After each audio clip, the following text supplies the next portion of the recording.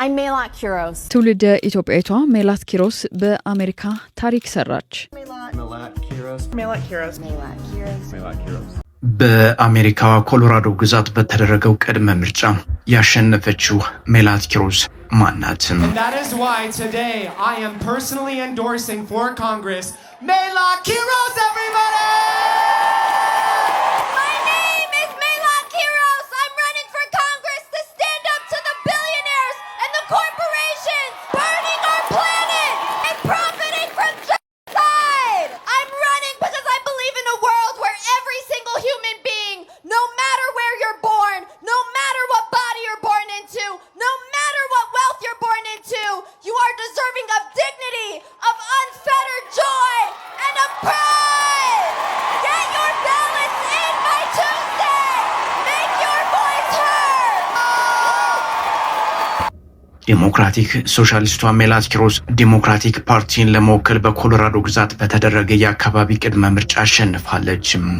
ትላንት ማክሰኞ በተካሄደው ምርጫ ለረጅም ጊዜ ያገለገሉት ዲያና ደጊትን ማሸነፍ ችላለች።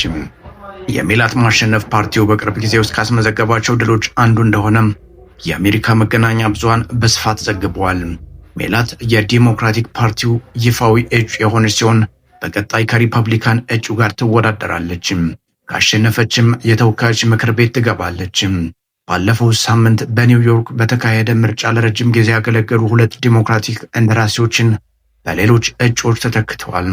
በ8 ቀናት ውስጥ ከምክር ቤት አባል እንደራሴ ጋር ተፎካክራ ምርጫ ያሸነፈች ሶስተኛዋ የዲሞክራቲክ ፓርቲ እጩ መሆኗን ሲኤንኤን ዘግቧል። ትውልደ ኢትዮጵያዊቷ ሜላት ኪሮስ በቀጣይ ዓመት ህዳር ላይ በሚደረግ ምርጫ የምትወዳደርም ይሆናል። የ29 ዓመቷ ሜላት በአውሮፓውያኑ 2022 ከዩኒቨርሲቲ ኦፍ ኖተርዳም በህግ ተመርቃለች። እስራኤል በሐማስ የተፈጸመባትን ጥቃት ተከትሎም በጋዛ ላይ የወሰደችውን እርምጃ የተቃወመው የዩኒቨርሲቲው ተማሪዎች ጸረ ሴማዊ ናቸው መባላቸውን በመተቸት የበይነ መረብ ጽሑፍ ማቅረቧን ዘገባዎች ይጠቁማሉ። ጽሑፉን ከበይነ መረብ ለማውረድ ፈቃደኛ ባለመሆኗ ተሰራበት ከነበረው የህግ መስሪያ ቤት ማባረሯም ተገልጿል። ለኮንግረስ እንደምትወዳደር ስትገልጽ ሴናተር በርኒ ሳንደርስ ድጋፋቸውን እንደገለጹላት የዘጋርዲያን ዘገባ ያትታል። ሜላት በምርጫው ስትወዳደር ዲሞክራቲክ ሶሻሊስትስ ኦፍ አሜሪካና ጀስቲስ ዲሞክራቲክ ድጋፍ ከሰጧት ተራማጅ ወይም ፕሮግሬሲቭ ቡድኖች መካከል ተጠቅሰዋል። ጀስቲስ ዲሞክራትስ ባወጣው መግለጫ ሜላት የዴንቨር ነዋሪዎች ዲሞክራቲክ ፓርቲ ምን እንደሚመስል ለመወሰንና በማን መወከል እንደሚፈልጉ ለመምረጥ በማነሳሰቷ አድናቆቱን መግለጹ ይዛ ተዘግቧል። በሪፐብሊካኖች በአብላጫ ወደ ተያዘው የህዝብ ተወካዮች ምክር ቤት ለመግባት ሜላት የምትወዳደርበት ቀጣይ ምርጫ ዲሞክራቶች በምክር ቤቱ የሚኖራቸውን የመቀመጫ ብዛት የሚወስን እንደሆነ ሮይተርስ የዜና ወኪል ዘግቧል። ሜላት በምርጫው ዕለት ለደጋፊዎቿ ባደረገችው ንግግር በሁሉም የኃላፊነት ደረጃ ከጥግ እስከ ጥግ እያሸነፍን ነው፣ ፓርቲያችንንና አገራችንን እያስመለስን ነው ማለቷን የሲኤንኤን ዘገባ ይገልጻል። ሜላት የ68 ዓመቷ ዲያና ደጊትን ማሸነፏን ተከትሎም ዴሞክራቲክ ፓርቲ የሚደግፉ ድምፅ ሰጪዎች ወደ ወጣት ፖለቲከኞች እያዘነበሉ መምጣታቸውን እንደሚጠቁም አስተያየቶች ተስተጋብተዋል።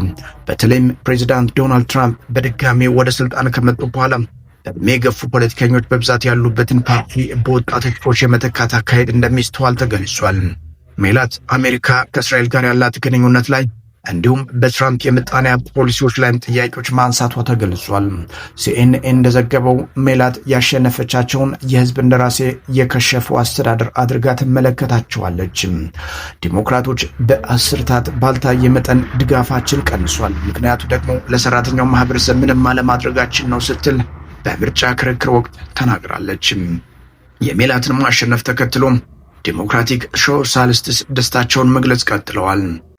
ሲኤንኤን እንደዘገበው የምርጫ ውጤት ከተገለጸ በኋላ ባደረገችው ንግግር ማሸነፏ እንደማንጠብቅ ግልጽ መልእክት የሚያሳይ ነው ብላለች። ትግሉን ዶናልድ ትራምፕና ባለጸጎች ጋር መውሰድ በንግግሯ የጠቀሰቻቸው ነጥቦች መካከል ናቸው። የአሜሪካ የጉምሩክ ቁጥጥር ባለስልጣን አይሰ ማክሰም እንዲሁም ያለፈውን የፖለቲካ ምዕራፍ መዝጋትንም ጠቅሳለች። በፍልስጤም እየተፈጸመ ያለውን የዘር ጭፍጨፋ ለማስቆም ያላትን ቁርጠኝነትም ገልጻለች። አሸናፊነቷን ከዚህ ቅጽበትም በላይ ነው ስትል የገለጸችው ሜላት ይህ ንቅናቄ ነው፣ እናም ገና እየጀመርነው ነው ብላለች። አዲስ አበባ ተወልዳ በሕፃንነቷ ወደ አሜሪካ የሄደችው ሜላት አሁን ለእጩነት ያገኘችው ድል ለምክር ቤት አባልነት የማሸነፍ ዕድሏ ሰፊ እንደሆነ አመለክቷል። ከወራት በኋላ በሚደረገው ምርጫ አሸንፋ ወደ አሜሪካ ምክር ቤት የምትገባ ከሆነ በ29 ዓመቷ በዕድሜ ትንሿ እንደራሴ ለመሆን ትችላለች። የመጀመሪያዋ ትውልደ ኢትዮጵያዊት የአሜሪካ ምክር ቤት አባልም ትሆናለች። By our younger siblings, by the next immigrants that come to this country, we have to do better for them. There are so many things that our generation are facing, whether it's economic inequality, whether it's climate change, whether it's the fascism coming down in Washington. But we have persevered through much worse with much less at our disposal. And we will do that again. So whether it's talking about our community back home in Tigray, whether it's talking about oppressed people across the world, in Sudan, in Congo, in Palestine, we have to commit to protecting and uplifting all oppressed people around the world.